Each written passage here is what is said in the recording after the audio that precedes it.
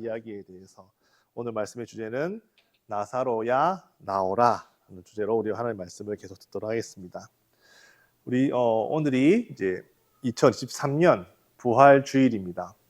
오늘 같이 이렇게 귀한 부활 주일날 이 나사로가 다시 살아난 이야기를 우리가 듣는 것은 결코 우연이 아니라고 생각을 합니다. 그래서 우리가 오늘 이 나사로를 살리신 이 부활의 주님께서 이 부활하셨잖아요. 부활하신 주님께서 그 부활의 주님이 죽은 나사로를 살리신 이 이야기가 오늘 우리 심령에 들려오고 우리 모두가 다 저를 포함해서 여기 있는 모든 분들이 그 말씀에 우리가 믿음으로 합할 때 정말 죽은 나사로와 같은 우리의 삶 가운데 우리의 소망이 죽어 있고 희망이 죽어 있고 정말 낙담되어 있고 또 죽어 있는 이런 우리 모든 어떤 상황들이 죽은 나사로가 살아나는 것 같은 이런 놀라운 이적을 주님께서 행하실 것으로 믿습니다. 우리가 오늘 이 말씀에 정말 진정으로 믿음을 합하기를 예수의 이름으로 축원합니다. 오늘 이 말씀 준비하면서 저를 좀 돌아봤는데요. 제가 예수 믿기 전에는 상당히 제가 생각하기에도 저는 모태신앙이 아니기 때문에 상당히 어떤 강한 축에 속하는 무신론자였습니다. 정말로 그래요. 그래서 신도 없고 천사도 없고 마귀도 없고 천국과 지옥 따위는 더더욱 없고 살아서 죽으면 끝이지 무슨 사후세계가 있으며 무슨 영적인 세계가 있고 영적인 존재가 있느냐라고 아주 강하게 믿고 살았던 아주 무신론자였어요. 그렇게 생각한 데는 뭐 특별한 이유가 있었던 것은 아니고요. 세상의 사람들이 믿는 종교라고 하는 것이 너무 엉성해 보였다는 거예요. 성경에 보면은 특히 종교 중에서도 이제 특히 기독교가 그랬는데요.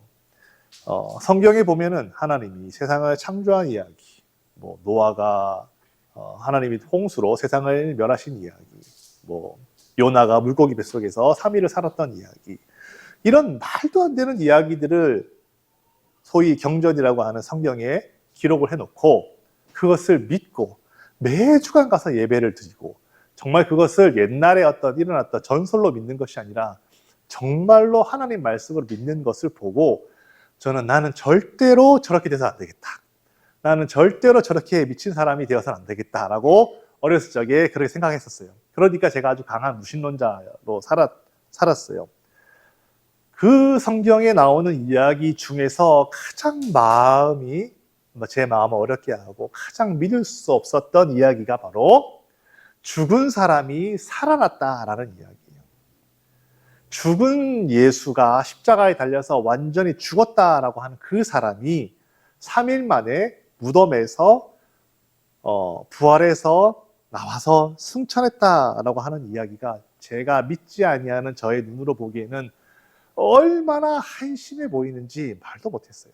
너무도 한심해 보였기 때문에, 너무도 엉성해 보였기 때문에 이 종교의 믿음이라고 하는 것이 아주 기독교에 대한 반감이 컸고 아주 강한 무신론자로 살았어요.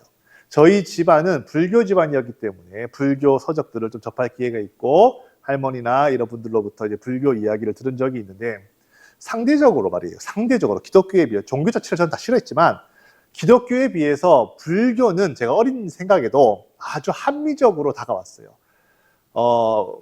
죽음 이야기가 나와서 하는 이야기지만은 이 부처라고 하는 사람 원래 깨달은 자라는 뜻이거든요. 그래서 원래는 부처라는 사람이 인도의 한 조그마한 왕국이죠. 왕국의 왕자예요. 고타마 시다르타라고 하는 사람인데 이 사람이 이제 출가를 해서 깨달음을 얻었어요. 깨달음을 얻고 부처가 되었는데 그래서 그 당시에 부처는 이제 깨달음을 얻은 사람이기 때문에 상당히 따르는 사람들도 많았고 인기가 많았어요. 그래서 오래 살면서 이곳저곳 다니면서 이제 설법을 했기 때문에 많은 추종자들이 있었습니다. 이제 그러다가 이제 부처가 죽었는데 죽으면은 이제 화장을 하잖아요. 불로 시체를 태우잖아요. 이제 화장을 했는데 이제 그 부처의 몸에서 이제 말하자면 화장을 하고 나면 이제 유리알 같은 어떤 그런 어떤 깨달음을 얻고 상당히 어떤 높은 수준의 경지에 이른 사람의 시신을 화장을 하면은 이제 살이 같은 것이 나오는데 부처님의 몸에서 나온 살이니까 그거를 진신살이라고 불러요. 특별히 불러요. 진신사리라고 해서 이 진신사리를 모아다가 이제 불교가 전래되면서 우리도 부처님을 한번 보고 싶은데 이러면은 이제 진신사리 좀 가져다가 이제 그게 이제 한반도에까지 전래가 되어서 뭐 통도사 같은 경우에는 정말 실제로 부처님의 그 진신사리를 모시고 있는 그런 절이 되기도 해요. 그러니까 사람들이 부처라는 사람이 깨달음을 얻고 상당히 어떤 높은 수준의 어떤 그런 경지를 이룬 사람이기 때문에 그 사람을 흠모하고 그 사람을 따르고 싶고 그 사람을 존경하고 싶은 마음은 당연한 마음입니다. 그리고 그 사람과 좀 더 가까이 있고 싶고 그 사람을 만나고 싶은데 죽었으니까 할 수 없잖아요. 그러니까 대신에 그 살이라도 한번, 그 진신살이라도 한번 보기 위해서 막 야단법석을 하고 그 진신살이를 모시고 있다는 그런 절에 가서 이렇게 있으면 뭔가 내 마음이 더 평안해지고, 제가 어릴 적에 제가 보기에도 그렇지, 사람이 죽었는데 죽은 것을 죽지 아니하였다고 그렇게 허황되게 믿고 교회를 다니느니 죽은 것을 깨끗이 인정하고 그 사람의 가르침이 내 안에서 살아있어서 그 사람의 가르침대로 살고 뭐 그렇게 보이는 것이 상당히 합리적으로 보였어요. 제가 생각하기에도 예수가 부활했다라고 주장하지 말고 차라리 초대교회 때 사람들이 예수는 죽었기 때문에 그냥 그 무덤 앞에서 이렇게 예수를 잘 모시라고 여기가 예수의 무덤이다 라고 얘기를 하고 그 예수의 무덤 앞에서 매주간 이렇게 모여가지고 그분을 추모하면서 그분을 추억하면서 이제 그분의 가르침을 한번 되새겨보면서 그렇게 매주간 모이는 것이 합리적이지 않겠느냐라고 어렸을 적에 제가 그렇게 생각을 했던 기억이 나요. 그런데 안타깝게도 기독교는 그렇게 합리적으로 사람들을 그렇게 말하지 않는 것 같았어요. 제 생각에는. 왜냐하면 사람이 한번 태어나면 죽을 수밖에 죄송합니다. 죽을 수밖에 없는데 이 죽은 사람을 왜 살아났다라고, 왜 죽은 사람을 물리적으로 3일 만에 그 육체가 다시 살아났다라고 전파하고 믿고 따르느냐라는 거예요. 왜? 그래서 만약에 여러분 생각을 해봅시다. 기독교가 딱 보기에는 상당히 비합리적이고 비이성적으로 보여요. 그러면은 만약에 예를 들어서 그래 좋다, 예수가 부활하지 않았고 죽었다 라고 만약에 기독교회가 주장한다면 여러분 생각에 그 교회가, 그 주장이, 그 단체가 좀 더 합리적인 기독교가 될까요? 그래서 합리적인 기독교라서 더 사람들의 마음의 어떤 그런 평안과 어떤 그런 전도의 어떤 기회가 될 수 있을까요? 그렇지 않다는 거예요. 만약에 말이에요, 우리가 예수의 부활을 부정하면, 지옥 가고 이런 걸 떠나서 말이에요, 예수의 부활을 부정하면 그 순간만큼은 성경의 그 예수에 관한 이야기가 그나마 조금은 합리적으로 보일런지는 모르겠어요. 그렇지만 예수의 부활을 부정하기 시작하면 그 사실 하나는 합리적이 될런지는 모르겠으나 성경의 다른 이야기가 전체적으로 다가 불합리해지기 시작합니다. 오늘 그 얘기를 잠깐 드리려고 그러는데요. 만약에 예수가 정말로 부활하지 않았다고 우리가 가정해 봅시다. 예수가 정말 부활하지 않았어요. 부활하지 않았는데 제자들이 너무 슬픈 거예요. 환상을 봤든지 뭐가 됐든지 예수가 부활하지 않았어요.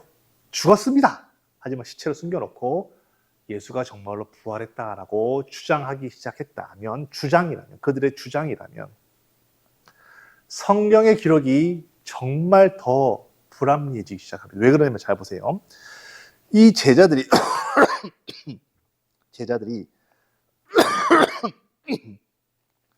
사도행전 2장부터요. 예수가 부활했다라고 하는 이 주장은 예수가 십자가 달려 죽고 난 지 오랜 이후에 저 멀리에서부터 그런 주장이 시작된 것이 아니라 예수가 처형된 바로 그 도시에서 3일 뒤부터 제자들이 주장하기 시작했어요. 성경에 그렇게 기록이 되어 있어요. 사도행전 2장에 보시면은 이렇게 표현이 되어 있어요. 성령을 모시고 나서 베드로가 이렇게 얘기합니다. 베드로가 베드로가 2장 보시면은 36절에 그런즉 그렇죠. 31절에 미리 본고로 그리스도의 부활을 말하되 그가 음부에 버림이 되지 않고 그의 육신이 썩음을 당하지 아니하시리라 하더니 이 예수를 하나님이 살리신지라. 우리가 다 이 일의 증인이로다. 하나님이 예수를 살리셨다라고 지금 베드로가 이 사도행전 2장부터 말하기 시작했어요. 그러니까 23절에는 그가 하나님께서 정하신 뜻과 미리 아신 대로 내준 바 되었거늘 너희가, 지금 이야기를 듣고 있는 예루살렘 사람들 앞에서 담대하게 너희가 법 없는 자들의 손을 빌려서 너희가 예수를 못 박아 죽였는데 31절에 이 예수를 하나님이 살리셨다라고 처음부터 베드로가 사람들에게 예수의 부활을, 너희가 예수를 죽였지만 하나님이 예수를 살리셨다라고 처음부터 부활을 전했다는 거예요. 최초의 전도는 부활 소식을 전한 거예요. 예를 들어서 생각해 봅시다. 합리적으로, 오늘 우리가 좀 생각을 바꿔서 합리적으로 생각해 봅시다. 합리적으로, 만약에 베드로가요 어떤 종교를 만들고 싶습니다. 여러분들이 베드로라고 생각해 보세요. 종교를 만들고 싶어요. 그러면은 저라면은 이렇게 전도를 할 것 같아요. 하나님이 우리의 죄를 대신해서 예수를 죽이시고 너를 구원하셨다라는 좋은 복음의 이야기로 전도할 거예요. 하나님이 너를 사랑하셔. 하나님 너를 위하셔. 하나님 너를 정말 사랑하기 때문에 독생자를 십자가 달려 죽여가지고 그 피로 너의 죄를 사하시고 너를 구원하셨어라는 복음의 이야기를 할 것 같아요. 그렇죠? 당연한 거 아니겠어요? 좋은 소식을 얘기하지 누가 나쁜 소식을 얘기하겠어요? 그런데 베드로는 이런 식의 이야기를 하지 않았어요. 너가 예수를 죽였다는 거예요. 전도하려는 사람이 앞에서 너가 예수 죽였다라고 그럼 누가 좋아하겠냐는 거예요. 그렇죠? 너가 예수 죽였지만 하나님이 예수를 살리셨다. 즉 너는 하나님이 보내신 자를 죽였어요.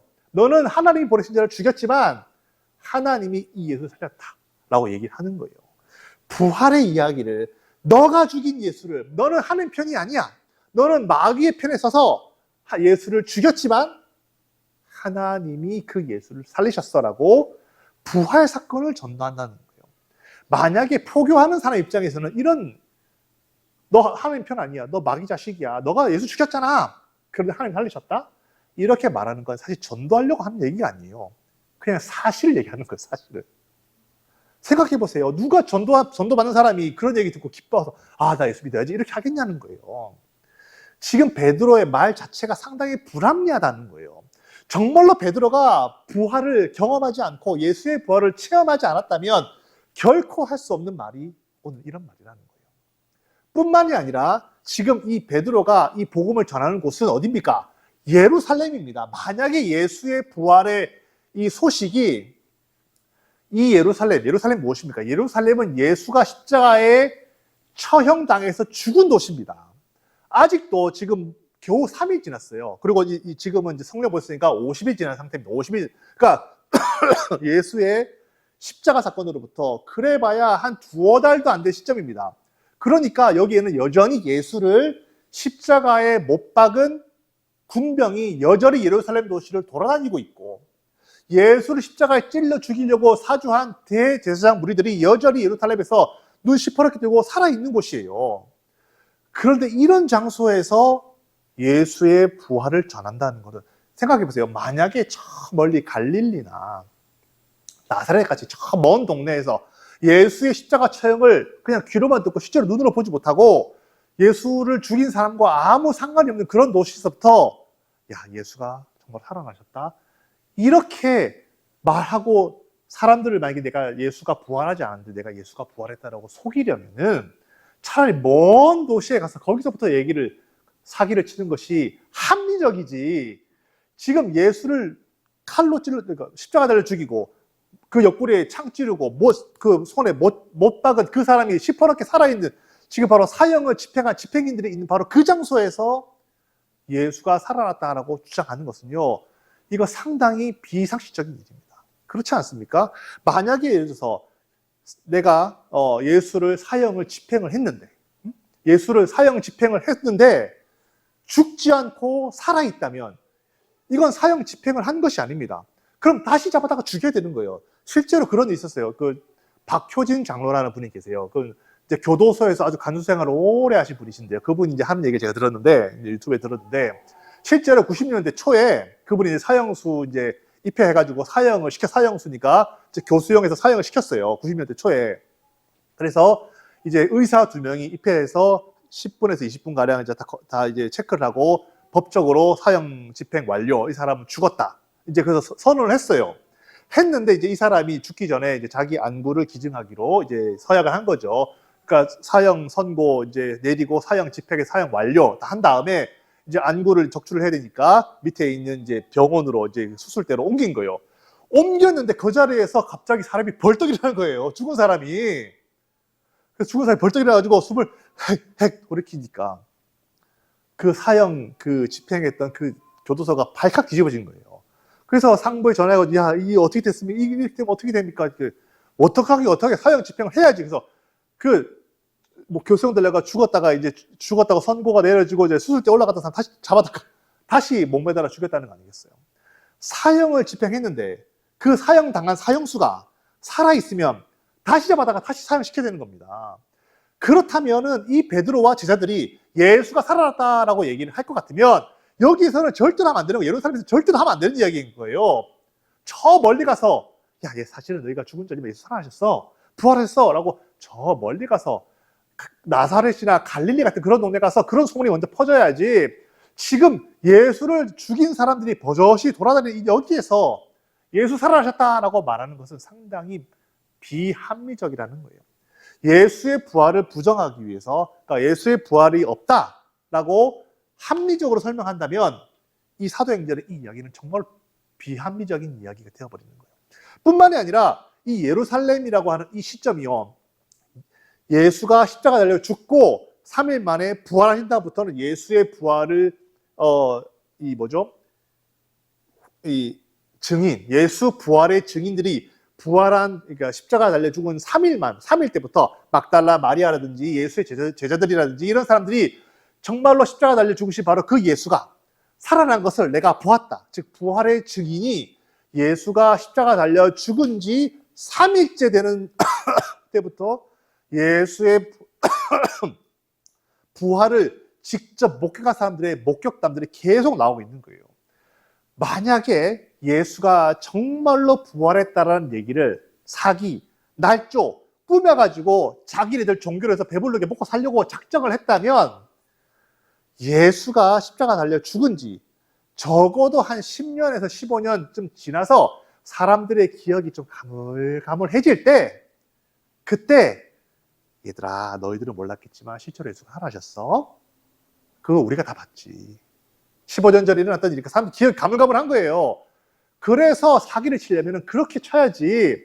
예수가 십자가 달려 죽은 지 3일 만에, 지금도 예루살렘 사람들이요, 예수를 십자가에 못 박아라 소리치던 사람들이 버젓이 살아있고, 예수가 십자가 달려 죽은 것을 실제로 생생히 기억하고 있는 시점, 그리고 예수가 십자가 달려 죽고 내려와서 무덤 속에 들어가는 것을 다 본 사람들이 여전히 그 기억 속에 생생히 살아있는, 그래봐야 한 몇 주 전 사건, 그렇게 사람들 다 기억을 하고 있는 이 상황에 예수가 살아나셨다라고 주장하는 것은 상당히 비합리적이라는 거예요. 말도 안 되는 이야기라는 거예요. 왜 사람들을 속이려고 작정하면 저도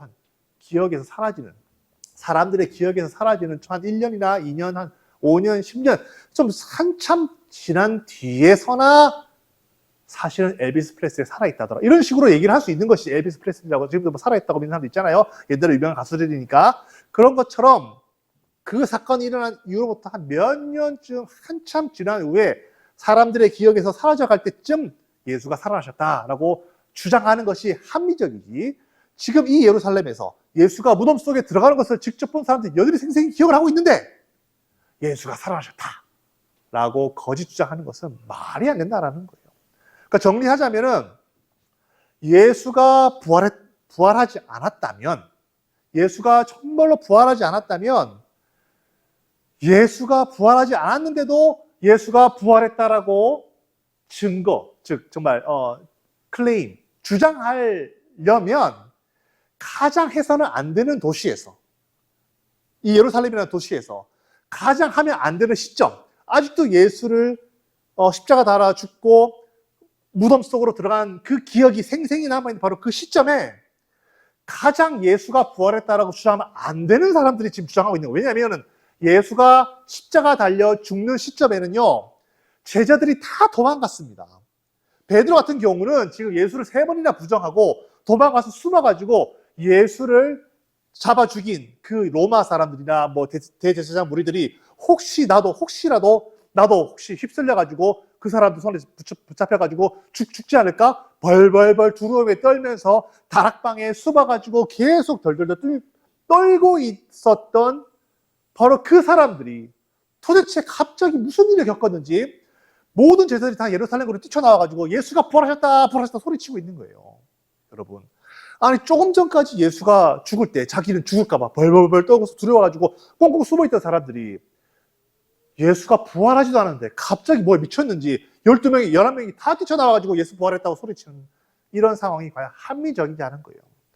합리적이지 않은 거예요. 이거는 완전 비합리적인 거예요. 만약에 정말로 예수가 부활하지 않았다면, 그러니까 예수가 부활했다는 소식을 가장 말하면 안 되는 도시에서, 가장 말하면 안 되는 타이밍에, 가장 말할 수 없는 그런 사람들이 예수가 부활했다라고 지금 주장하고 있다는 거예요. 이런 말도 안 되는 일들이, 만약 정말 예수가 부활하지 않았다면, 이런 말도 안 되는 일들이 만약에 정말로 예수가 부활했다라면은 이 세 가지 사건이 말이 되는 거예요. 지금 이 제자들의 입장에서는요, 예수가 부활한 것이 진짜예요. 그러니까 내가 비록 무서워가지고 도망치고 숨었지만은 그 십자가 달려 죽으신 예수가 무덤 가운데서 정말로 부활했다라는 거예요. 그 사람을 보았다는 거예요. 정말로 난 진짜로 봤다 이거예요. 그러면요, 지금 이 사람들이, 사형 집행인들이 시퍼렇게 눈 뜨고 예수를 잡아 죽인 그 사람들이 지금 돌아다니는 것 말고 무슨 상관입니까? 나는 정말로 부활한 예수를 봤다는 거예요. 진짜로 봤다는 거예요. 지금 사람들의 기억이 예수는 십자가 달려 죽어서 무덤 속으로 금방 들어갔는데 나 기억하고 있는데 그 기억이 무슨 상관이냐는 거예요. 내가 부활하신 예수를 직접 봤다 이거예요. 나는 좀 전까지 예수를 죽인 자들이 무서워서 도망 다녔지만 정말로 내 앞에서 옆구리의 구멍과 손에 못 자고 있는 바로 죽으신 바로 그 예수를 내가 직접 봤다. 그분이 정말로 메시아고 그분이 정말로 하나님의 아들이시라는 거예요. 그러면요, 지금 좀 전까지 저들이 나를 죽이려 했든 말든지 무슨 상관이냐는 거예요. 나는 하나님의 대리자로서 나 예수의 부활을 증거할 수 있는 거예요. 그러니까 초대교회에서는요, 하나님 너를 사랑하십니다. 하나님은 우리를 위해서 죽으셨습니다. 이런 식의, 물론 이것도 사실이고 복음이긴 하지만은 이런 복음을 전하지 않았어요. 너희가 죽인 예수를 하나님이 살리셨다. 이 사실만을 얘기한 거예요. 초대교회의 최초의 전도의 제목은 복음이 아니었어요. 십자가에서 부활하셨다. 십자가에서 죽으셨지만 그가 부활하셨다는 거예요.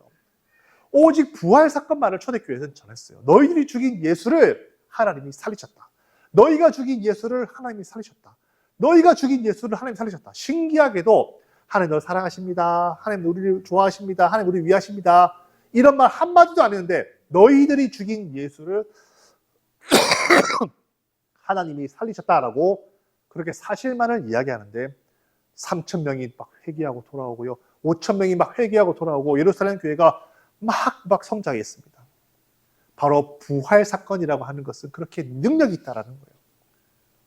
이 부활의 능력을 오늘 우리가 체험하고 있냐는 것입니다.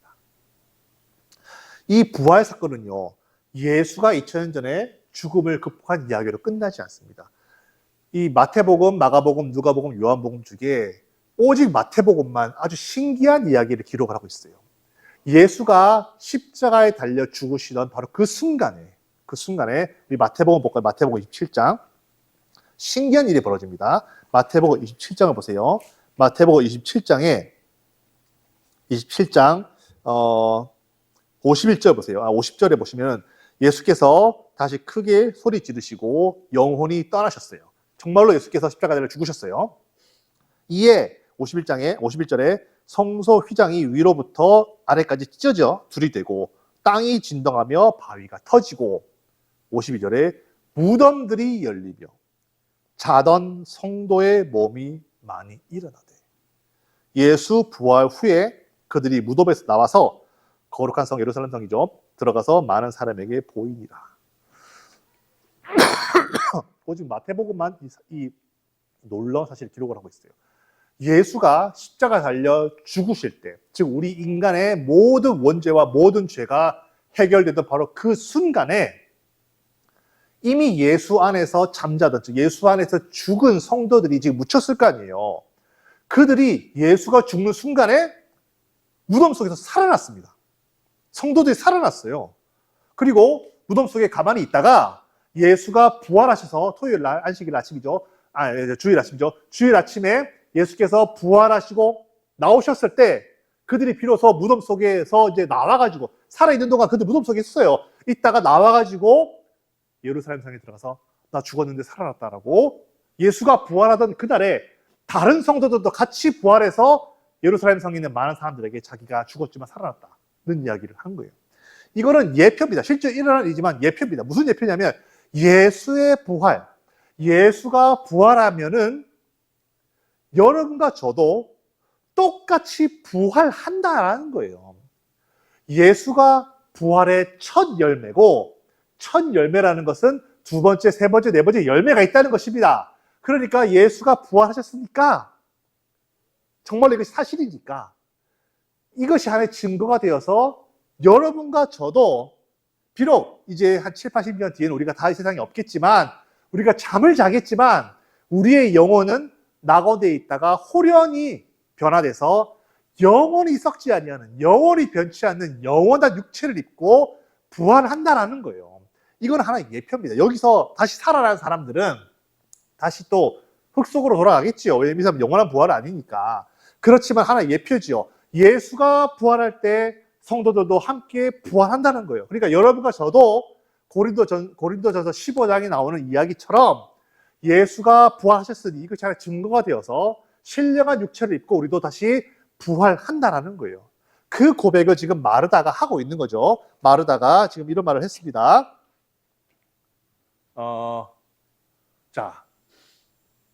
마르다가 이르되 마지막 날 부활 때에는 다시 살아날 줄을 내가 아나이다. 지금 마르다가 이걸 알고 있어요. 즉 이거를 알고 있다라는 말은 마지막 날 부활 때는 모든 자들이 다 다시 살아날 줄, 우리 오라비도 다시 살아나고 주 안에서 잠자는 모든 성도들이 다 다시 살아난다라는 걸 알고 있는 거예요. 그러니까 이것은 기독교회의 주장이 아니고 예수께서 마르다에게 직접 가르쳐 주신 얘기라는 거예요. 마르다가 있었을 때는요, 뭐 성령께서 인도하시고 바울이 인도하는 그런 교회가, 그러니까 바울이 만든 교리가 아닙니다. 그러니까 마지막 날 우리가 다 살아난다라는 말은 예수께서 마르다에게 가르쳐 주신 거예요. 그렇죠, 여러분? 바울이나 다른 루터나 다른 요한 웨슬레가 만든 교리가 아니고 이거 진짜입니다. 예수께서 마르다에게 직접 말해주신 거예요. 마지막 날 부활 때는 다 다시 살아난다라는 거예요. 우리가 연극이 끝나면 커튼콜 하듯이 모든 자들이 주 안에서 잠자는 모든 자들이 다 살아난다는 거예요. 우리가 예수 믿고 죽었던 우리 할아버지, 우리 할머니 있을런지는 모르겠지만 저는 없지만요. 그런 분들이 지금 우리 땅에서는 잠시 잠깐 헤어져 있지만 예수 믿고 돌아가 잠자는 모든 분들은 그날에 우리가 다 그곳에서 다 다시 만난다는 거예요. 예수를 믿고 잠자는 자들은요, 결단코 죽지 않아요. 영원한 영생을 얻은 사람이기 때문에 마지막 날 부활 때에는 다시 만나고 다시 볼 수 있고 지금 못다한 이야기도 그때 가서 다시 할 수 있다는 거예요. 그 이야기를 지금 이 마르다는 하고 있는 것입니다. 그런데 예수님은 이 믿음만으로는 만족하지 않으세요. 이것보다 더 놀라운 소식이 있는 거예요. 예수께서 이르시되 나는 부활이요 생명이니 나를 믿는 자는 죽어도 살겠고, 당연합니다. 죽어도 사는 것입니다. 우리는. 그렇죠? 무릇 살아서 나를 믿는 자는 영원히 죽지 아니한다. 여러분, 이 구절에 대한 해석이 아주 분분합니다. 주님이 이 말씀을 하시고 나서 나사로야 나오라고 하셨어요. 이게 무슨 말일까요? 무릇 살아서 나를 믿는 자는 영원히 죽지 않는다. 여러분, 예수 믿고 가면요, 다 장례식에 성도 누구누구 다 장례식 합니다. 예수 믿고 근데 왜 죽습니까? 지금 여기서 말하는 살아서 나를 육체가 있을 때, 우리 육체가 있을 때 예수를 믿는 자를 말하는 거예요. 살아서 나를 믿는 자는 이 영원히 죽지 아니한다라는 말은 예수를 우리가 믿는 순간부터는 우리의 영혼의 관점으로는 그때부터 이미 영생을 누리고 있는 거예요. 여러분과 저는 지금 믿어야 되는 것이 뭐냐면요, 여러분과 저는 지금 영생을 살고 있는 거예요. 영생을 살고 있는 중이라는 거예요.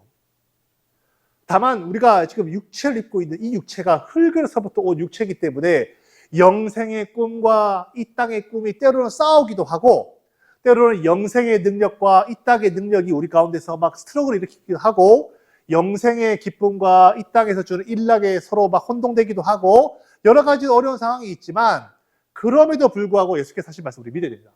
나를 믿는 자는 영원히 죽지 않는다. 예수를 구주로 영접하는 순간부터 여러분과 저는 이미 영생의 삶이 시작된 거예요. 엄마 뱃속에서 아빠의 정자와 엄마의 난자가 만나는 순간부터, 수정란이 되는 순간부터 이 아이는 생명입니다.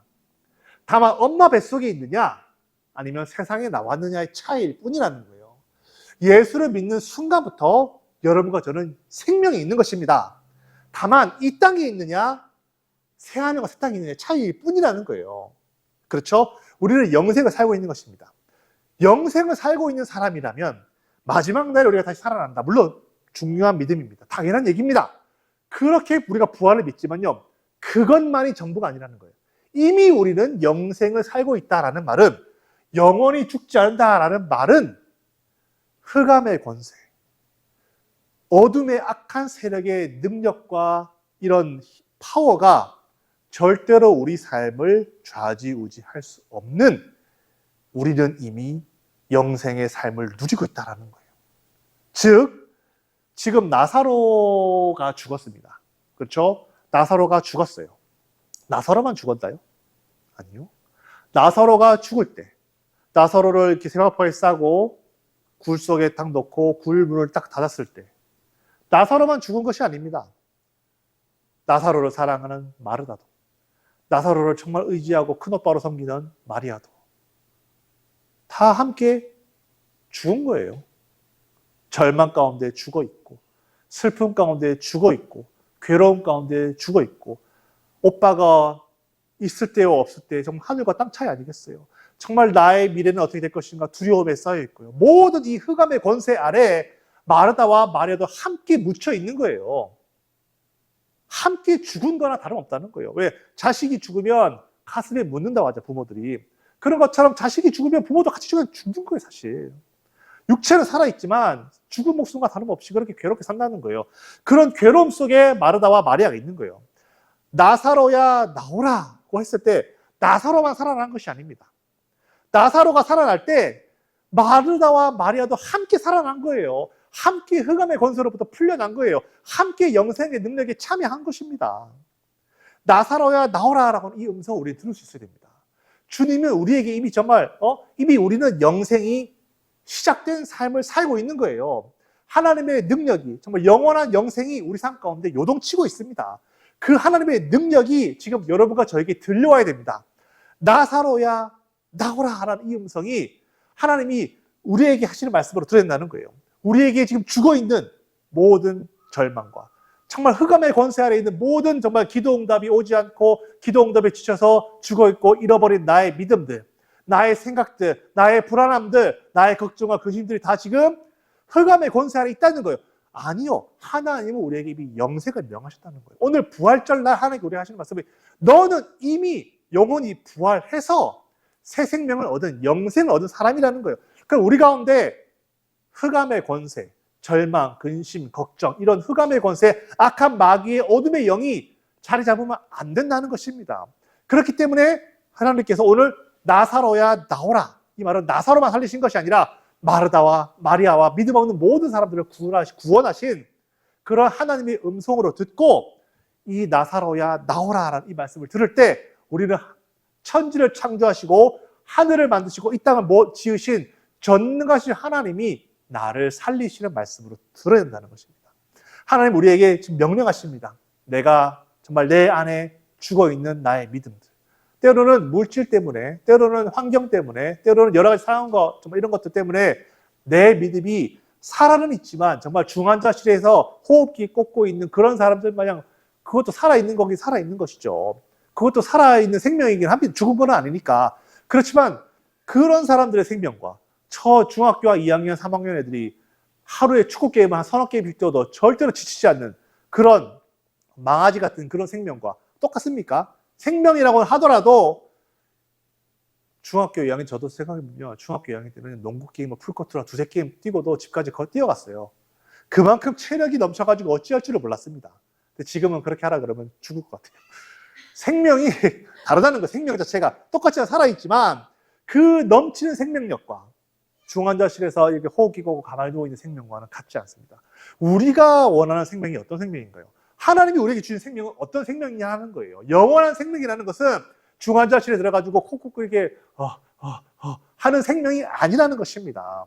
모든 흑암과 어둠과 정말 모든 정말 이 악한 세력들을 능히 극복하고도 능히 해일처럼 다 몰아내고도 남은 큰 하나님의 능력이 이미 여러분과 저 속에 시작이 되었다라는 거예요. 아멘. 이미 우리 안에 시작이 되었다라는 거예요. 아멘이 아니고 아멘입니다. 아멘입니다. 그래서 사도 바울도 고린도후서 4장 8절에 이렇게 고백을 하고 있습니다. 고린도후서 4장 8절 사도 바울도 이 능력을, 이 영생을 체험했기 때문에, 이 영생을 가지고 있기 때문에 고린도후서 4장 8절에 사도 바울도 이렇게 고백을 하고 있습니다.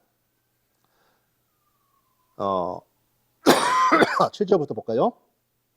고린도후서 5장 7절부터 제가 읽어드릴게요. 우리가 이 보배를 질그릇에 가졌으니 이는 심히 큰 능력은 하나님께 있고 우리에게 있지 아니함을 알게 하려 함이라. 우리가 사방으로 우겨쌈을 당하여도 쌓이지 아니하며 답답한 일을 당하여도 낙심하지 아니하며 박해를 받아도 버림받지 아니하며 거꾸로 뜨림을 당하여도 망하지 아니하고 우리가 항상 예수의 죽음을 몸에 짊어짐은 예수의 생명, 곧 영생, 호흡기 꽂고 중환자실에 누워있는 그런 생명이 아니라 예수의 생명이 또한 우리 몸에, 우리 육체의 삶에도 다 나타나게 하려 함이다 라고 사도 바울이 그렇게 고백을 하고 있습니다. 여러분, 이 고백이 사도 바울만의 고백이 아니라 바로 여러분과 저의 고백이 되어야 될 것입니다. 우리가 항상 박해를 받고 괴로움을 당하고 어려움을 당하고 고통을 당하고 넘어질 수 있지만은 그럴 때마다 우리를 이렇게 세워주시는 분이 계시다는 거예요. 바로 예수의 생명입니다. 하나님의 능력입니다. 그분의 능력이 오늘 이 부활주일날 이 말씀을 듣는 모든 자들에게 정말 예수의 그 끝없는 생명력이 여러분과 저의 영혼 속에 깊이 들어와서 우리 안에 죽어있는 모든 어둠의 낙심과 근심과 걱정과 괴로움들이 정말 떠나가고 실제로 여러분과 저의 삶 가운데 일어나는 모든 걱정과 어떤 근심의 이런 모든 일들이 실제로 다 하나씩 해결되는 놀라운 주님의 부활의 능력이 정말로 임하기를 예수의 이름으로 축원합니다. 우리가 살아있는 11절에 우리가 살아있는 자가 항상 예수를 위하여 죽음에 넘겨지면 고린도후서 5장 11절에 예수의 생명이 또한 우리 죽을 육체에 나타나게 하려 합니다. 예수의 생명이 우리의 죽을 육체에 나타난다는 말은 정말로 우리가 우겨쌈을 당하는 그 상황에서 하나님이 우리를 내버려 두지 않으신다는 거예요. 반드시 그의 팔을 펴셔서 그의 생명을 우리 안에서 나타내십니다. 우리가 괴로운 일을 당하고 어려운 일을 당하고 좀 슬픈 일을 당할 때 하나님이 우리를 내버려 두지 아니하시고 그의 팔을 펴셔서 우리 안에 하나님의 생명을, 그 놀라운 생명을, 능력을 우리 가운데, 우리 삶 가운데 드러내신다라는 거예요. 정말 믿으시기를 바랍니다. 정말로 이 말씀을 믿고 우리가 거해야 됩니다. 정말 하나님께서 정말 이런 우리 정말 흑암의 권세에 우리가 더 이상 거하지 아니하고 이런 하나님의 놀라운 정말 생명의 능력이, 부활의 능력이 여러분과 저 가운데 충만히 임하기를 예수의 이름으로 축원합니다.